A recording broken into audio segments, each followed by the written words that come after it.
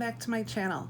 This is a different kind of video today. Instead of my usual paper crafting video, we're going to do this cute little home decor pumpkin banner.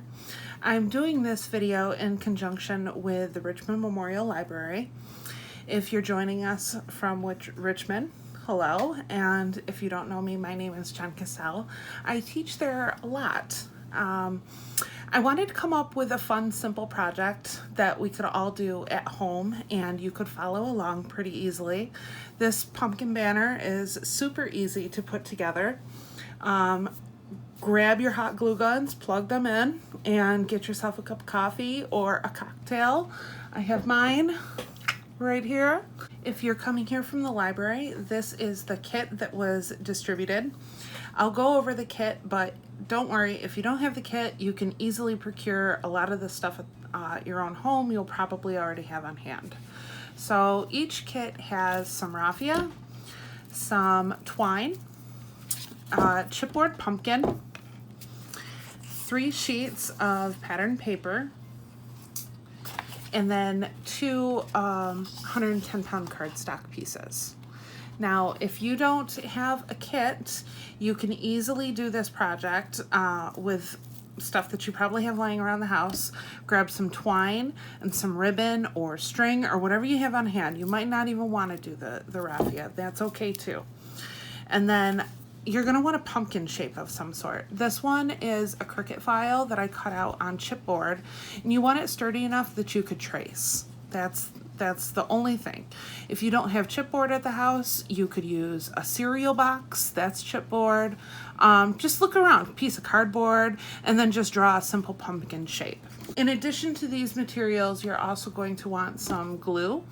If you're looking for a good liquid glue, I use the Art Glitter glue or the Barely Art glitter glue. Both of those glues do not wrinkle your paper as they dry, which can sometimes happen. You'll also want a pair of sharp scissors and your hot glue gun. So to start out, you're just going to take that chipboard piece and you're going to trace it 3 times onto each sheet of your 110-pound cardstock. So you want 6 pumpkins total.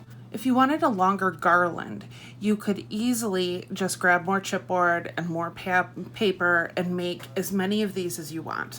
But you have the materials in your kit for 6. So you're going to trace this pumpkin 3 times, and in order to get this pumpkin on here 3 times, you're going to want to do this, and then you're going to flip it once like this.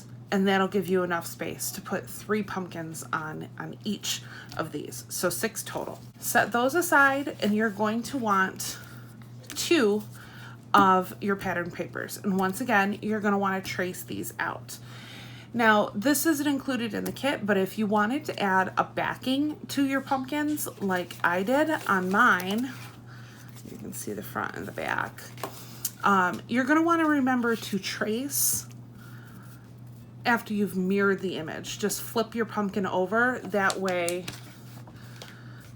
you have pattern paper on both sides. So pause your video, get all of your pumpkins traced out on your paper, and then cut them out and come right back. So I have all of my pumpkins cut out. I have decided to put a backing on this one as well. So you're gonna see how I have the stems in opposite directions. So you're gonna have 6 total. I have 12 because I'm putting a backing on. All right, so first we're gonna put the faces of our pumpkins on. So I have my 6 pumpkins here, my 6 110-pound cardstock pumpkins. Grab your glue, and then you're just gonna wanna put a light coat over the entire front of your pumpkin.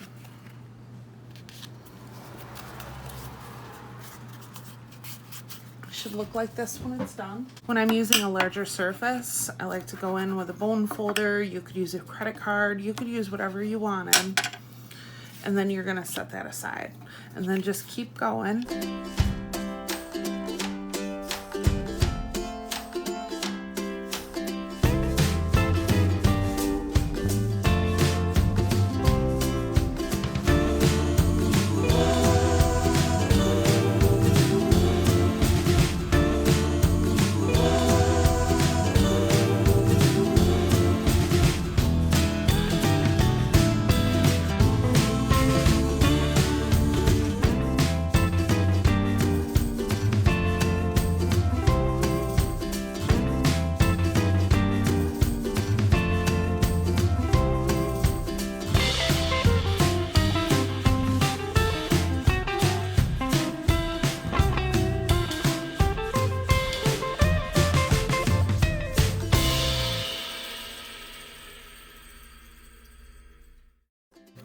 Okay, now that we have all of our pumpkin faces on, you're gonna grab your length of twine. So grab your length of twine. To find the middle, you're just gonna fold it in half, and then I'm gonna mark it with just a little clothespin, just so I know where I'm coming from. Now there's a few ways that you can put this together. The last time, and I will show you on this one, I just used a hot glue gun and did a bead of hot glue along there, and then the string is right behind this. Maybe you could see it a little clearer on these. If you happen to have a hole punch at home though, I wanted to show you another way you could do this, and then you can string it through. That's totally up to you. You can use the hot glue, you can use a hole punch, you could even just grab a whole bunch of clothespins and then just simply pin them on like that. It's completely up to you. This time I'm gonna try hole punching. So at this point, I'm going to put the backs of my pumpkins on. If you are choosing to do the hot glue option, then you are going to want to wait to put your backings on, if you're using them at all, until after you put your hot glue and twine onto all of your pumpkins. All right, so I have all of my pumpkins together. Now, as you can see, I have a tendency to work quickly, so sometimes my pumpkins aren't as uniform as I like. You might also find this when you're tracing, it's not quite what you wanted. This is when I bring in, this is optional of course, but I like to add a little bit of distressing to my edges to kind of blend out my mistakes and give the pumpkins a little extra depth. And I know a lot of you that take my classes at the library have this stuff lying around, so I figured this would be a perfect opportunity to show you how you can cover any mistakes you might have made. Now, you can see this one, I kind of didn't cut right on the edge. And look how much more depth this has to this. And of course, I'm using brown on the wood tone paper. And I'm really gonna get in there where I made the mistake. And I give it a nice bit of depth on this side, because this is the front of my pumpkin. But see, no more white spots. And then with the orange, I'm actually gonna use, this is a spiced marmalade, which has a really, really pretty darker orange to it. And you're gonna just, once again, take that right around the edges.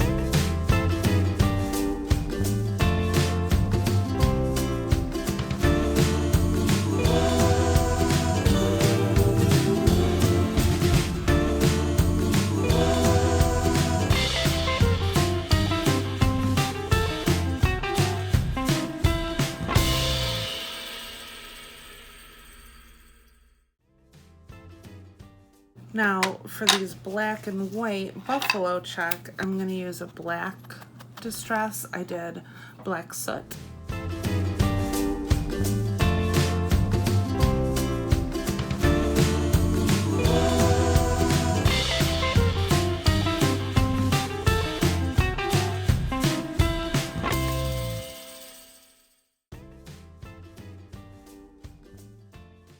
Now that I have this all completed, I'm gonna go back, and this is the one that I've already punched. Now that I have that completed, I'm just gonna go back, and this is the one that I already punched, so I'm using the holes that I made as a guideline. Now that I have all of my pumpkins hole punched, I'm just gonna feed them onto the garland. Now I made my holes large enough that these pumpkins aren't really going anywhere, but if you have larger holes and your pumpkins are kind of sliding around, you could easily just take a dab of hot glue and hot glue just a tiny little bit onto the back. So at this point we should have our pumpkins strung. Now we're going to add a bit of raffia to finish them off. Now, you don't have to use raffia. You could use whatever ribbon that you wanted, really. You know, some nice fall printed raffia would look good. I'm going to do a little bow with mine. Now, I know when I'm at the library, we have some bow challenged people. So I'm going to do this a couple of times on the screen before I hurry up the process a little bit. Now, to make your bows, I did a double, and you should have plenty on here to make a good bow. So I did my doubled bow, and then I cut my ends so that they match.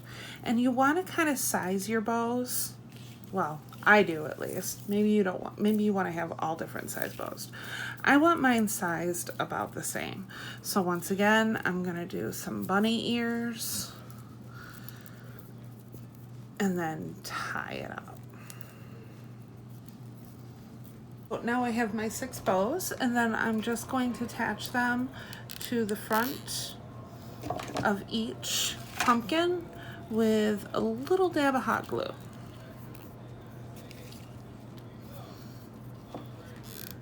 And of course, if you don't like the look of the pumpkin or the ribbon or the raffia, you could just leave them plain and you'd be done. Or how cute would this project be if you took a little leaf, like whether it's a punch, or if you have a cricket, you could cut one out, or die cut, or you could even just draw a simple leaf shape and trace it a few times, just like you did the pumpkins. That would look really cute, maybe in like a glitter. That would look really nice. You could do some vines if you wanted to. You could even write out, you know, happy fall, like you could put HAPPY and then fall, or happy and then, you know what I mean, come up with something. But that's it, we're done. Thank you for joining me for this simple fall craft, especially if you're from the library. You know, it's been a rough couple months. I think we've all just kind of, you know, we're done with 2020 at this point. I'm glad that the library is up and going. Support your local libraries. They're an important institution in our communities. And a special thank you to Sam. Sam Stryker is the adult services librarian at Richmond, and she does a fabulous job of coming up with some great programming, especially during these COVID months. You know, it's difficult, but these are the perfect kind of things that you can do, you know, to social distance. And what we're going to try doing for my big Christmas card class that I know a lot of our patrons participate in, we're really going to try a Zoom meeting this year, and we can all get together and craft again. But until then, thank you for watching, and if you liked this video, give me a thumbs up, and don't forget to subscribe. Check out some of my other paper crafting videos. That's kind of what I do, and I will see you at the library very soon. Have a great day, guys. Bye.